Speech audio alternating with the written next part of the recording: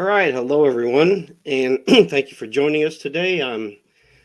I'm Paul from Changescape Web in St. Louis, and today I'm joined by Ken Tucker from Changescape Web also, and Jeff Steck from Tellerica Marketing Systems in Austin, Texas, and Ian Cantle from Outsourced Marketing in Bradford, Ontario. And today we are joined by Jay Tinkler, co-founder of Remarkably, which is a growth agency.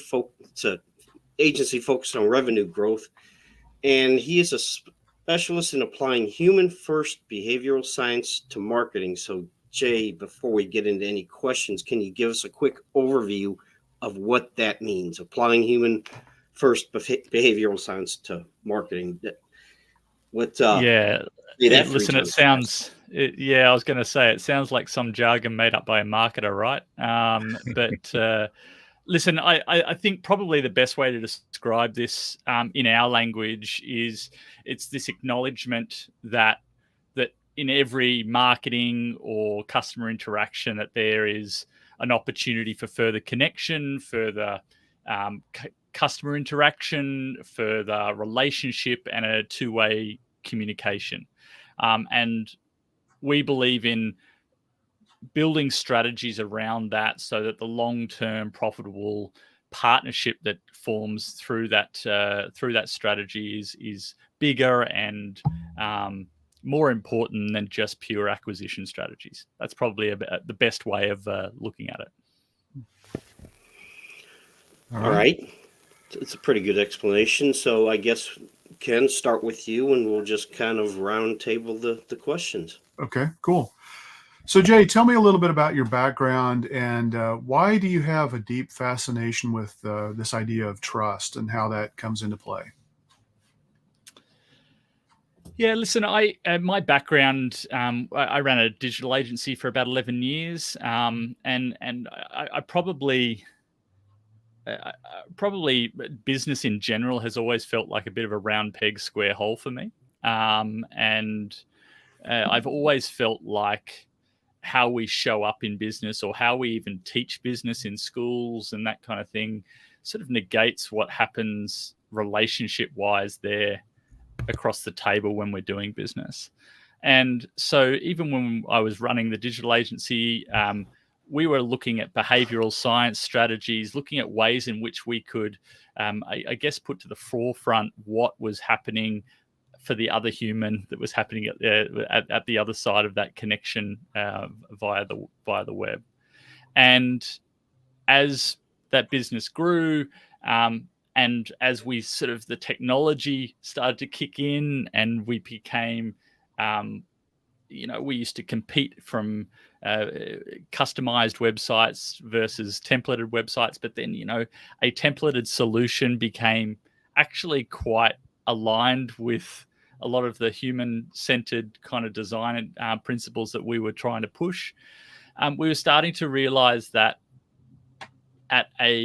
there was an opportunity here, I guess, at a bigger level, a couple of rungs up from just digital, to have a look at the more trusted relationship that was going on across the board. And what we sort of, again, trust feels like a bit of a fluffy word when it comes to business, but what we sort of talk about there is how do we build that long-term profitable partnership that we want with customers so that the cost of our marketing ends up coming down purely because of the fact that long-term, things like we don't have to do a proposal for that customer. We don't have to, because of that trusted relationship being in place. So once, to go back in history a little bit, once I had that business, as I started to evolve and started to go, there seems to be something more here. I started to explore and go out and interview people around the world on this topic of trust. And there was this big collision for me around, I guess, the psychology and the behavioral science of what trust really looks like and what was actually happening in business as in the interactions that were becoming normal or the norm in how we do business generally. Did you see any changes over the last 4 years with COVID forcing people to be physically separated for periods of time. And obviously that starts to put stress on any type of a relationship you might have. I mean, I'd be curious to hear what your thoughts were about that. And are they still happening today? Yeah, listen, the interesting thing is that through our lens, what we have been seeing is as a team, as an organization, as a small business team, if you start to approach a human-centered approach, you realize that your front line and your culture within your organization is super important to the relationship that you then have with your customer. And as you say, with the work from home and COVID, what we are missing from our culture, and there's a few studies around this as well, is the water cooler conversations. It's the passing in the hallway conversations that don't allow us to have those while I've got you kind of conversations that we would usually have in when we're in a business setting or in a location. And so what that has as a filtering down perspective from a customer interaction perspective is the fact that the transmission of knowledge, not only down the chain to customer, but up the chain to CEO, is getting interrupted through, I guess, more intentional communication, organizing a Zoom call, organizing a phone call, whatnot, rather than, I guess, more dynamic communication that's happening in business. Okay. And my follow-up on that, Jay, is do you see over time the effort required, if you will, to establish trust? How trust is established and maintained changing? I think my perspective is it's one of those things that you don't realize it's happening when you're in it, but over time it certainly appears to have shifted. Do you have any insights or any thoughts on that? And are we too close being in? How do we recognize? It's definitely shifted, and it depends on what lens you look through. Especially in the fact that if you go really broad and globally, you have, I guess, you go back to the 50s and you had you'd let your kids go and get out into the wilderness, and you'd have sort of high trust. The butcher was also your babysitter, and all of that kind of stuff, right? And then we started to get digital, and the digital age brought about a more sort of one-to-many kind of approach to communication. And as the, I guess, adoption of that took place, what we're seeing now is a circle back to people going, actually, I need a human. I want a human to talk to. So what brands are starting to look to is, we're going to put a name on that person that you can pick up the phone and call, and even if that's we've got an insurance company here in Australia called Amy, and it's double AMI, but they advertise with a girl that looks like she's Amy, and you can call Amy at any time and she'll look after you from an insurance perspective. So we're seeing that kind of circling back to that human approach. You see brands having a Twitter account. You see all of these kind of things happening at a global level. At a micro level, though, if you drop down into small business, not a lot has changed as far as what we want. What we're trying to go for is, the only thing that you can, I guess, really predict is that all humans are irrational in how they think, right? and if you acknowledge that, then it becomes quite a selfish act. We're trying to mitigate risk in trust. We're trying to make sure, our lazy brain is sort of sitting there going, if I don't have to think about that relationship, that's a great relationship. And so if we can play to that intentional kind of communication and understanding that we're going to take the friction away from this relationship, then whether you're back in the 50s or here now in 2024, a lot of those pure human elements are still ringing true. You made a really good point there, and we said circling back and this human contact. Before we had TV and radio and computer, people actually talk to one another. And you don't see that as much anymore. So I think that was a really good point. Yeah, and listen, there's a real thirst for it, right? Like, and I'm sure we'll touch on it later, but we've started up a private business network here in Australia, and there's a massive loneliness, especially at a founder level, that is playing out that we didn't see when we started it. We were like, wow, that's a really interesting thing that keeps coming up, is that we actually need those people around us. And we've, I guess, decayed some of the social needs that we need just at a human level, but also at a business level. I think as we move into the AI, sorry, go ahead. Go ahead, Jeff. Nope. I was going to say, as we move into the AI world, that's going to kind of change what that looks like too, the human-to-human connection too. Yeah, and we're finding that a super interesting place to play, and even in its sort of micro application that we've got at the moment, really, as far as in comparison to where it could go, how we retain some of that. And I'm not the first person to put my hand up and say that there's some concerns around that. How we retain that social connection, even just at a content level, right? Is this really what you believe, or is this something that has been developed to make me feel a certain way? There are some concerns around how that connection will erode further.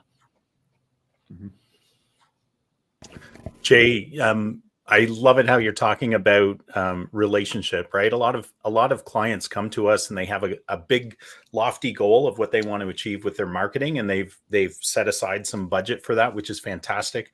But sometimes they get so fixated on the goal of, hey, I want to acquire new customers, I want to acquire new patients, if they're a dental practice or something. But they forget that it's people they're trying to attract, right? And they get lost in the metrics sometimes. What do many businesses miss about creating lasting, trusted relationships with their clients? And how do you see that growing? Is there a trend? I love this question because of the fact that I always preface going, I could talk for hours on this topic, and I'm going to try and keep this brief. One of the big moments in my career around this topic that I discovered was, I mentioned earlier, I felt square peg round hole to how business is generally done. At a very simple level, if you break trust down into two components, you have one, your competence, your ability to show up, be on time, do the thing you say you're going to do all of those pieces. And the second piece is your ability to successfully communicate to another human being that you care about them. And this is what they call warmth of intention, your ability to communicate your warmth of intention. Now, the cool part about this is we need both. Right? You can be as competent as you can be the best used car salesman on the block. If I don't feel like you care about me, I still probably won't buy. Now, the interesting thing is we will forgive a lack of competence if we believe that you care about me. So we all have friends that we know are always late. And that their competence is not always, but we know that if things got really hairy, they would be there for us. So we forgive lack of competence if we know warmth of intention. The other way around, though, if no matter how competent they are, if I don't feel like you care about me, there's always something missing. And so when we talk about what's missing from strategy and building successful long-term profitable partnerships, is too many businesses start with their competence and lead with their competence. And what we need at a human level is to start with, show me you care. Show me that you're listening. lean into the warmth of intention first, and assume and have confidence around your competence. Put it on the shelf and allow and hold. I don't know if you've seen the movie Braveheart, but sitting on the mountain there, and he's saying, "Hold, hold, hold about your competence, and lean into asking another question, connecting." Just finding those shared value moments where you sort of go, oh, your kids go to that school, like my kids go to that school too, or whatever it may be, that allows you guys to connect at a deeper level before you start, and allow them to ask for your competence. That's probably the biggest piece, is that balance between this warmth of intention piece, that without, you're going to struggle for that long-term profitable partnership, versus leading with competence. So people don't care how much you know until they know how much you care. Absolutely. Absolutely. So, Jeff, I think you had a question that we missed. Yeah, I kind of jumped in with kind of expanding on one of the earlier ones. So Okay. we're just kind of flowing along here. Before you get started, Jeff, can I just say something? Yeah, absolutely. So I don't know if in Australia, if you're familiar with comedy Seinfeld. Absolutely. We know Seinfeld here. Yeah. So when you were talking about that, I immediately was thinking, but there's the soup Nazi who clearly did not care about people who were eating, but his soup was so fantastic. So I think really, while that does happen, it takes extraordinary quality, and it's so much harder to achieve that than, having that personal relationship that you have. Absolutely. And we're talking about that there is a place for a brand play there, right? That potentially your competence. I'm not sure whether there's a lot of people having great long-term personal relationships with the soup Nazi, but the brand itself, at a brand level, people are would have the relationship with the brand of that business, and how does that play out as a separate strategy altogether? All right, Jeff, it's yours. Yeah, I'll jump back to that one. Jay, you may want to hold this to the end, just however the flow works best for you. I'm always interested in origin stories, and my question is if there's one or two moments in your career that you consider really pivotal to getting where you are today and your success today. Yeah, so I think probably the first one, and I think in retrospect, to be honest with you, Jeff, I think that was looking back on this rather than in the moment, as some of those kind of things are. I had a sales career. My sort of early sort of cutting my teeth was a sales career, and it was in telco. It was in business telco, and I remember a particular client in business telco where it was when 3G was first sort of starting to take hold, and people were trying it out, but the network was rubbish and no one was getting good reception, et cetera, et cetera. I'm sure that's a common theme no matter where you live. And I had this one client, and they had a fleet of mobile phones and were just literally not getting service at their business address. And I was calling them every day, mainly through anxiety, to be honest with you, and just I'd love to say it was just beautiful customer care, but it was just driven by anxiety, and calling and just saying, any luck, how are we going, trying to get them to a place where they could, and dealing with the telco, trying to get them out of a contract, all of that kind of stuff. And we finally sorted it out for them and got them out of their contract. They moved to a different carrier, all that kind of thing. But about 6 months later, I got a call from them, and I commented on the fact that they never got angry at me. They never got, you sold us into this, Jay. They never got angry. And I asked them why. And he said, because you called every day and I knew you cared. And I was like, wow, okay. So even with something like that, where how much we rely on our mobile phones and how irritating it is when you just can't get service, that just because of the fact that I showed up every day and made those calls was enough for them to still hold me in high regard. Lack of competence, warmth of intention. The one other moment that it all sort of came together for me, I read a book called, it was two books. It was The Human Brand. Susan Fisk and Chris Malone wrote a book called The Human Brand. And it was the first time that I'd seen somebody else talk about how I felt about business, which was this interaction between there is a strategy that doesn't have to feel fluffy, that this is a profitable strategy to being more human in business. And the second one, and I'm sure you guys have heard,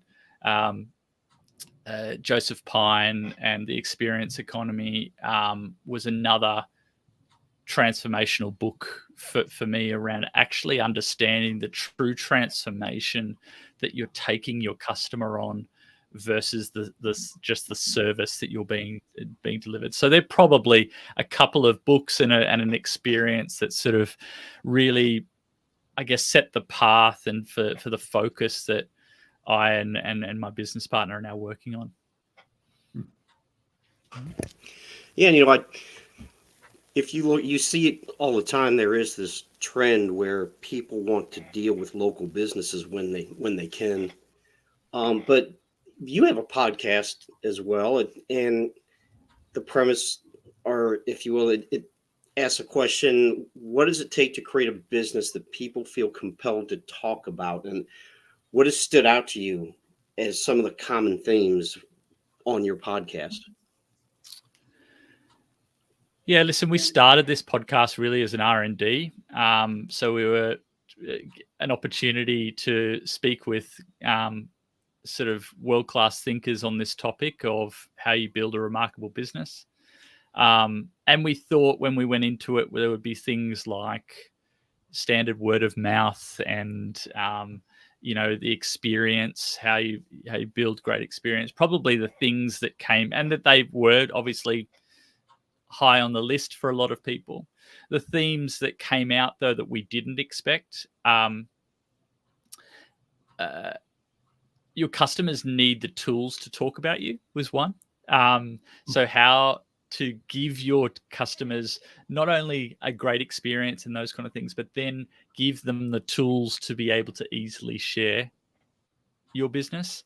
We always talk about, especially in service-based businesses, is that the do yourself a favor conversation is sort of being able to, how can you give them the end to that sentence so that they can go out to their clients and say, do yourself a favor, go and speak to Jeff and just do this.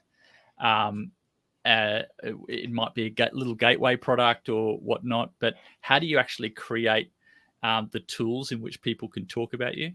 I talked about the transformation, being really super clear on the, our customers come to us looking and feeling like this. We give them this so that as a result, they can look and feel like this. And what is not enough businesses talk about that last row, which is, what do I want my customers to look and feel like through their interaction with me? What does their business now look like because of having an interaction with our business? And the last one, I think, is once you build a business that people feel compelled to talk about, the natural progression, this was sort of again a seed into this other business that we're working on, is you create an opportunity. They start wanting to hang around that. They start to identify with that brand. And if you're not spending time creating the container for community around your brand, you're leaving money on the table.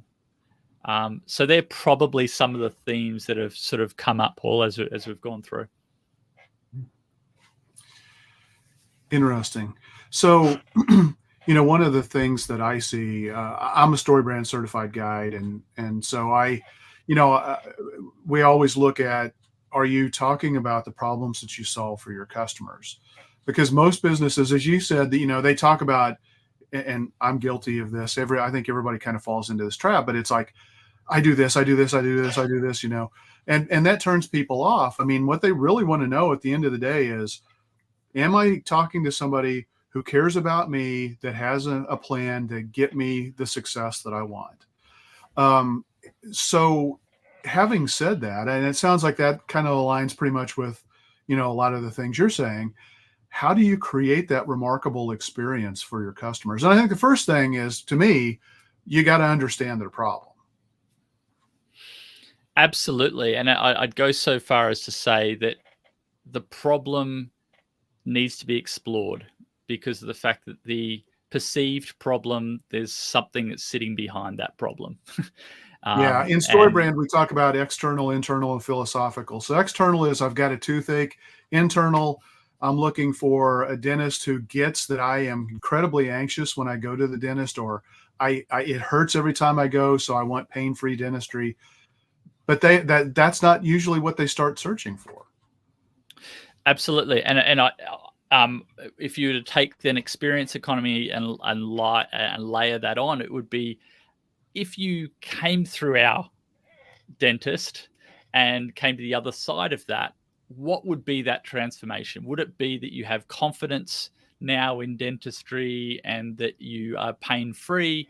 What's the end result? And let's reverse engineer that. But I think all of that StoryBrand and experience economy, all of that bundles into that same thing, is just getting super clear on that end result before you start throwing solution, right?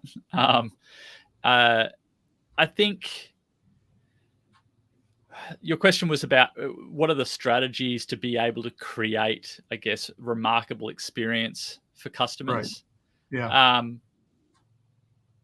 I think the first thing to say is that you can build strategy around this. When we talk about being remarkable and having remarkable experiences, people feel like doing something surprising that's kind of ad hoc and, that I'm going to do this and the customer didn't expect it. Now, that's great, but it can be surprising for your customer without it being surprising to you as the business owner. So being able to create noteworthy and things that people share and being able to be having a remarkable experience can have strategy. Can I just, how are we going for time? Can I throw a quick story in here, Ken? Just an example. Sure. Yeah, sure. So I always get ridiculed for what word I choose here. I'm going to say veranda. I got my veranda redone about a year ago, 2 years ago now. And I went to the local paper just to find someone to do this. We live in a slightly remote area, and found someone to come out and look at our veranda, sorry. And they looked at it. Yeah, I can do the job. Great, awesome. They did the job, came out, showed us. It was like, yeah, great. It looks exactly how we expected it to look, oiled, etc. We paid him. It was a normal, great experience. I probably wouldn't say it was noteworthy or remarkable. About 3 months later, this guy showed up on our doorstep and he knocked on the door and he said, "Hey, I've got it here. Hey, Jay, I've been thinking about your deck, your veranda, and I feel like with all the rain that we've been having, it's probably going to need a bit of an oil. So I just thought I'd drop off a little can of decking oil for you so that you can oil it yourself." Now, in that moment, just in that moment, for me, he became remarkable. He became he created a moment that meant that, one, he was able to successfully communicate that he cared and that there was a warmth of intention there, but also that he did something that was unexpected with no element of getting something in return. Okay. Yeah. Now, the cool part about this is I'm sure that he does that with every one of his customers. And I'm sure that he has a calendar thing that he sits in his calendar 3 months after that says, decking oil to J Tinkler. And I'm also sure that he probably builds that cost into his original build. But the beauty of it is that it feels like it's a moment that he's thought about it and he's created. So that sort of illustrates that strategy around remarkable moments. Well, I think that's a great point, because I think too many businesses stop at the point of sale, and it's so much easier to get a current or past customer to buy from you again because they already know, like, and trust you, and I think if you aren't thinking about those things and what the customer experience is after they are a customer, you're missing an opportunity. And you talked about giving them tools, to be able to talk about your business. I mean, you doing something like that is going to make you much more likely, because it sounds like the initial engagement, of when he completed the project was like, okay, that's fine. But when he dropped off this oil, now you're like, you know what? I really appreciate that. I think I'm going to go write a review for this guy. And he just gave you a tool, whether you knew it or not, to kind of nudge you to take that action. So that's Absolutely. pretty cool. Yeah, absolutely. And I love, I think we speak from the same vocab there, Ken, using the word nudge, but absolutely. I think that there's all of these little micro pieces that he just through that simple act was able to create. So I'll add a bit of a framework in here that might be useful. We look at remarkable moments having 4 main elements, and it spells out the word pure, P-U-R-E. The first one is personalized. Makes sense. How do I make this moment really personalized? Now, a great example of that is we all think about sending our clients gifts at Christmas, right? But they're all getting gifts from everybody else at Christmas too, right? So there's not a lot of space for personalization there, because they're all sort of bundled up in the foyer of their business with all of the gift baskets and everything else that happens at Christmas. What if you sent them a gift at 3.5 months after they engaged with you, just to thank them for trusting in what you had? Same thing happens. It's the same thing in the calendar, but they get a gift that was unexpected, personalized. Unexpected is the second one. How do we create the moment when it truly wasn't expected? That we all, as I say, we all get gifts at Christmas. Well, the third one, which is often overlooked, is relevant. If we're sending a card or we're sending a message to a client, let's slow down on putting the brand all over it, and focus on what's relevant to them. I recently I got a gift that was unexpected. It was personalized, but it wasn't all that relevant to me. It wasn't a lot of thought about me as to whether that gift or that moment would be important to me. And the last one is emotional. It creates or evokes some sort of emotion. It's not boo-hoo kind of emotion. It's kind of ideally, it's more around that, wow, I didn't. How are you generating that moment? And if you can't say that it has all 4 of those, it probably isn't going to really land how you want it to as a remarkable moment. Interesting. Yeah, that's a really good point. I think follow through is the most overlooked thing with a lot of small businesses. So, Jeff, I think you had the next question. Yeah, so it kind of ties into that. So we're talking about, in some cases, what may be cultural changes for businesses, how they look at customer relationships and and how they do things, does this push all the way up into their business vision and their mission? And if so, how do you recommend they tweak their business vision or mission to be more customer focused? Yeah, listen, we've got a bit of an opinion on vision, mission, and values because I think they're very useful, but they're still very focused, and it usually starts with the founder that starts to drive a lot of that activity around building the vision, mission, values of an organization. And our opinion is that we're not taking enough stakeholder opinion or perspective into building out our vision, mission, values. So it often ends up being driven by a very aspirational director who either hasn't spoken to his staff and tried to align it with the culture and what they're trying to achieve in the business,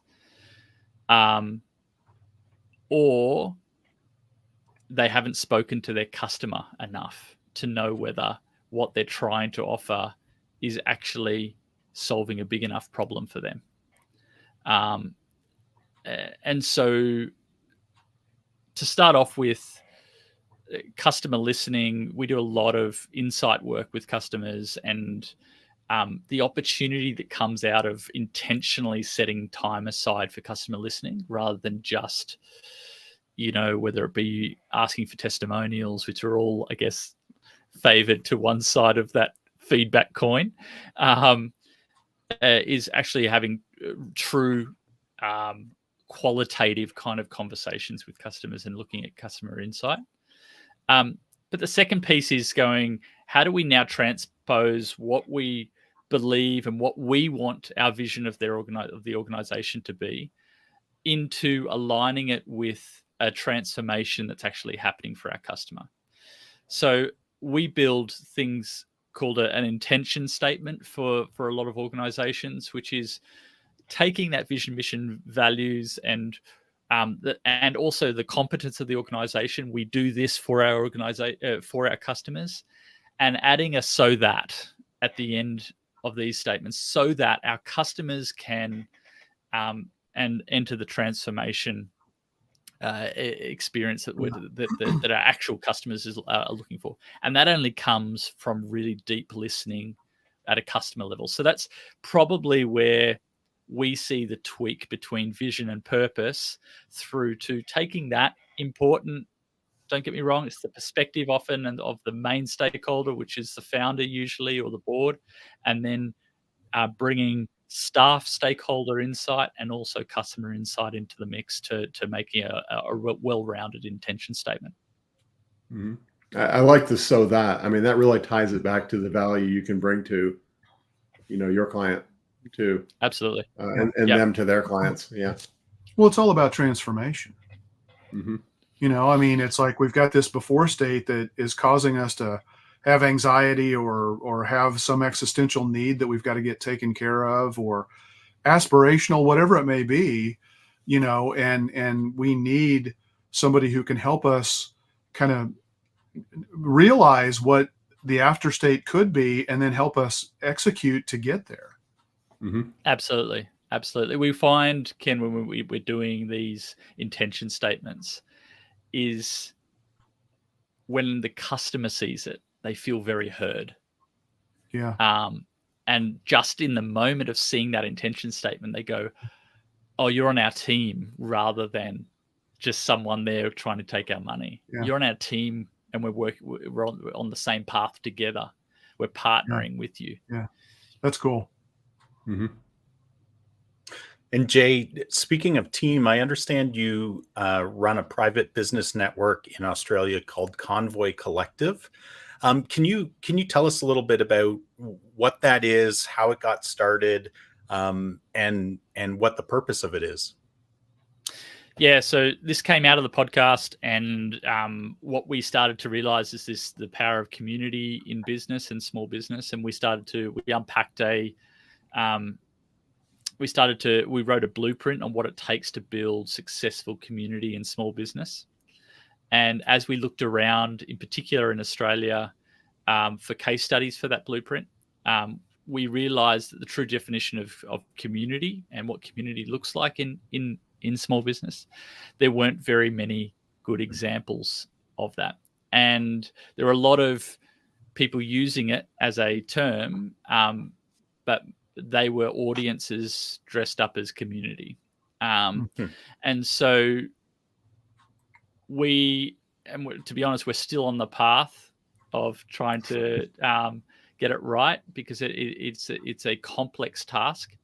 But we're in the business now in Convoy of trying to create the true small business community. And what we mean by that is success for us in that business is, how do we help our members find those 4 to 6 people that they can rely on, not only for referral and growing their business, but to celebrate and commiserate and give advice and mentor and help each other in this kind of lonely journey that no one else really understands, this founder journey along the way. And part of that I said, this has been a difficult journey. Part of that requires the leader, the people who started the collective to begin with, to start to hold true to vision and mission, but start to step back and let some of the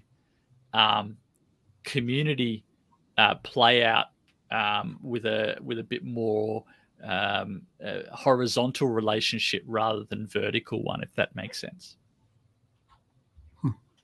Very cool. And how does that business network differ from things like a BNI or other types of business networks?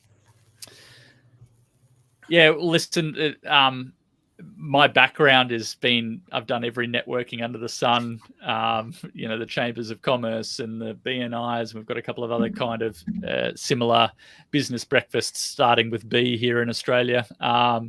But listen, probably the biggest differences that we've tried to,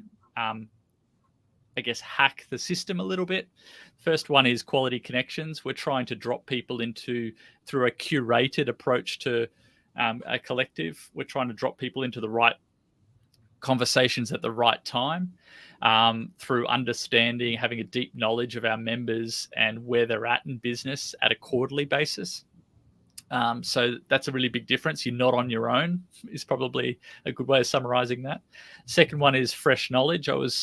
And I'm sure if you've been to a BNI, you'll understand this, is that often you're sitting there listening to the accountant talk about cash flow for the 5th time this year. And it's the same knowledge, common sense stuff that seems to be coming through. And at a certain stage in business, it was really useful for me, that stuff. But there's a point where you hit sort of a wall of starting to look at your impact and the legacy you're starting to leave behind as an organization. And that stuff, you need something a bit more aspirational. And so we're bringing world-class thinkers into Convoy to stretch thinking. So we had a neuroscientist come in a couple of months ago to talk about how to worry more effectively in business, right? And so these kind of things that are things that you didn't know. So that's probably a good way of putting it. And the last one is sort of just these unique opportunities we're trying to create where competitors can collaborate, and we're setting up culture that I have never seen in networking before, whereby individuals and organizations are understanding that they can step in with a level of vulnerability and therefore get a lot more out of the long-term relationship rather than short transactional business card cannons. So, awesome. Jay, following up on Ian's question a little bit, in the process of running this community, what, if you can prioritize them, maybe you can't, what has it taught you about some of the most essential things needed to have a successful community? Yeah, listen, there's a couple of things that from a community. So I think I mentioned the need for a leader in that community to be able to step back, and that the container ideally that the community would run if the container and the individuals running it changed, and that the importance of those horizontal relationships between members is more important than showing up to whatever the said kind of environment that the community puts on. That's probably one of the big things that we've sort of learned along the way as far as community is concerned. As we've written out sort of the blueprint around what community looks like, there are stages and milestones for any community member that are super important around their level of investment and leaning in to being an active participant in a community. And that's where we sort of see some of the differences with people who say that they're a community, but it's really an audience, that they are being told how to respond to certain things, whereas an invested community is where the members are driving the change and driving the different aspects of that community. And I guess probably what happens in community is that to think that the overall overarching community or bigger group is all going to get along and it's going to be rosy is a little bit naive.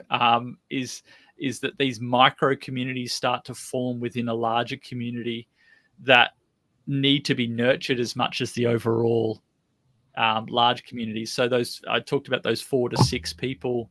They are, I guess, the heart of what creates a larger community, because they become sticking points for every member within that community.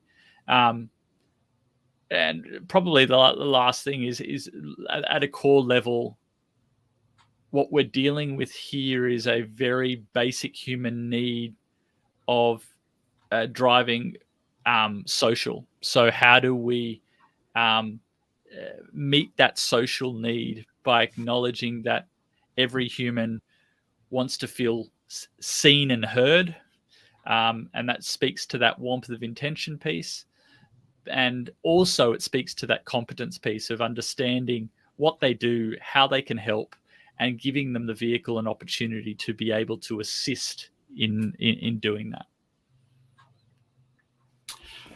So how do you overcome differences from introverts versus extroverts, or people who have completely different thinking and learning styles, as they're involved in this? Because, what you just described about the warmth, what'd you say, the warmth of intention? Is that? Yep. Yeah. That may not really resonate a whole lot with somebody who's pretty introverted, potentially. So how do you integrate all of that into this collective that you have? I mean, it sounds like a fascinating concept, and I love what you're trying to do. I'm just thinking in the back of my mind, okay, but how do you keep people from spiraling out of control? How do you align people, based on the natural personality traits and the learning styles that they already have, so that you can create success? Fantastic question. And I think when we entered into this, so as I mentioned, I had a lot of networking experience. As you can probably tell, I'm somewhat extroverted in nature. My business partner, though, massive introvert,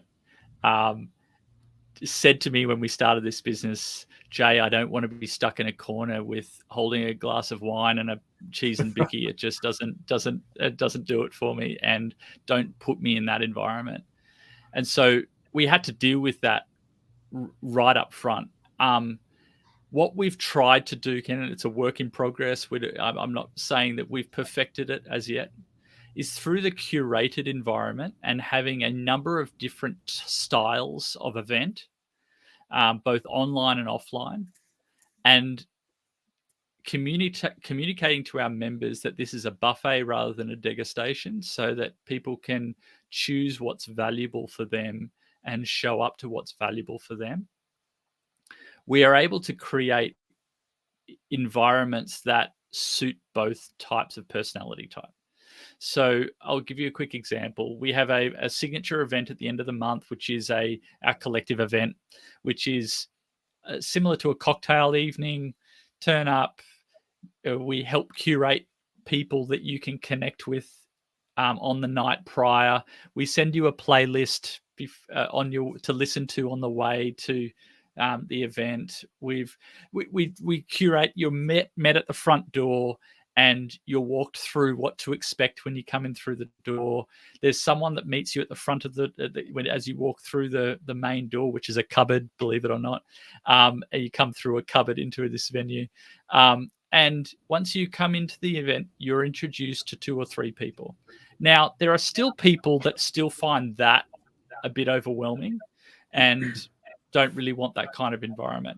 So we have a thing called a business dinner done different as part of Convoy, which is 10 to 12 business owners coming and having dinner together. And we curate the right people to connect with the right people, both personality, shared audiences, what they're trying to achieve. And those kind of intimate environments cater for a different type of personality who prefers that kind of environment. And then we have online environments where we do round tabling, where some people turn up and really want to be part of the conversation, and others want to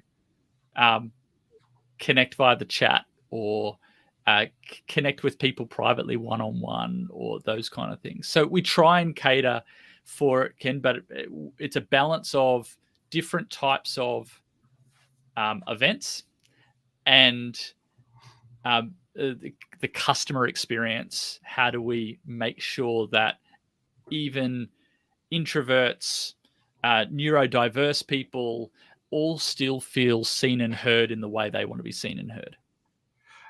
I mean, it almost sounds like it's concierge level service. That's one of our products is concierge. Yeah. So it's how do we actually build a concierged approach to this so that people don't feel alone. Okay. So we are coming up on an hour here, but Jeff, I think you had a question. We can get that in. Yeah, I think that's actually a good one to kind of start winding down on. Jay, if there were just maybe a couple of things you would recommend to any business owner that's listening, and oh, by the way, we should also give you the opportunity to let people know how to find your podcast. But if there were a couple of things that you would recommend to business owners who are listening to this, or hopefully then your podcast as well, what would those recommendations be? Listen, the first thing I would say is whatever you're doing around customer listening, double it.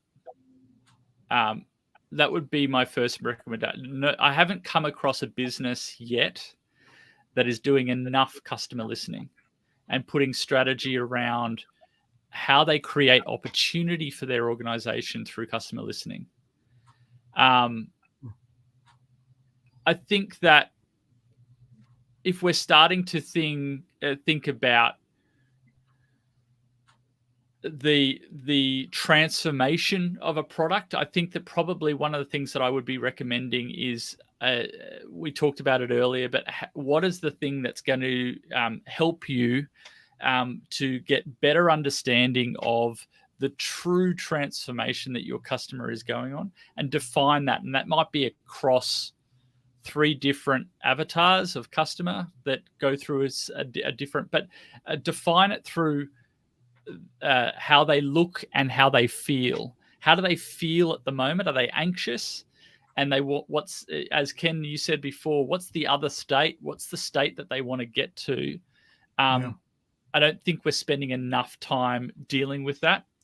And the last thing, I'm going to be a little bit controversial here, potentially, but the common theme that we feel gets in the way of good business growth is often the founder. And we find that time and time again, it is, I'll balance the vision, potentially the ego of a founder, getting in the way of an amazing team and amazing product, because of either old thinking, wanting to be part of everything. There's a number of aspects. So if you're a founder out there and you're listening, I'd be asking the question, am I getting in the way at the moment? That would be probably a couple of things that I'd probably recommend coming out of this conversation. Well, I think that's only controversial to the person getting in the way of business growth. True. It's If this seems controversial, then Yeah. Maybe not controversial, but maybe uncomfortable for some people to ask that question potentially. So, Jay, how can people find out more about you, your podcast, what you do, all that stuff? Listen, probably the best place to go to is Remarkably, remarkably.com.au. That's got the podcast there. It's got all the things that we do, customer insight work versus marketing strategy, that kind of thing. And connect with me on LinkedIn. I'm always open to having fresh conversations on LinkedIn. So reach out. All right. So, yeah, we're right at an hour here. This is probably a good place to wrap up. Ian, you want to take us out? Absolutely. Thanks so much for joining us today, Jay, and for sharing your insights into this important topic. And thank you to Jeff, Paul, and Ken for being our guides. And thank you to our listeners and viewers today. It's awesome to have you. If you have any ideas of burning questions that you want answered, reach out to us. We'd love to cover those for you. Check out Jay's website that he talked about. And until next week, keep calm and market on, folks. Thanks, Jay. Thanks, everyone.